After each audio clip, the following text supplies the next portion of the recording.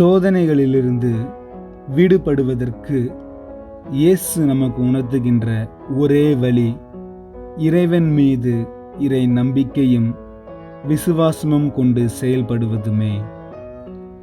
பிப்ரவரி 18 2024 ஞாயிற்றுக்கிழமை. மறையுரை சிந்தனை. இயேசு 3 நிலைகளில் சோதிக்கப்படுகிறார். முதலாவது, உடல் தேவைகளை நிறைவு செய்வதில். இரண்டாவது, உலக பொருட்கள் மீது பற்றுக்கொள்வதில்.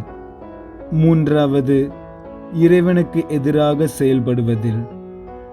ஆனால் இயேசு இவை அனைத்திலிருந்தும் வெளிவருவதை பார்க்கின்றோம்.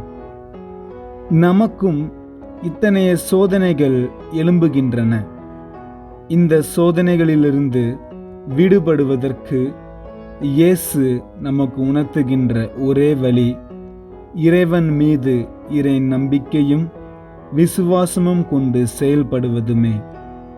ஆகவே நாமும் நம் ஜெபத்திலும் புண்ணியத்திலும் ஒரே நோக்கோடு செயல்பட்டு நம் சோதனைகளிலிருந்து விடுதலை பெற்று இயேசு நமக்கு கொடுக்கும் அழைப்பை ஏற்று வாழ முன்வருவோம். ஆமேன்.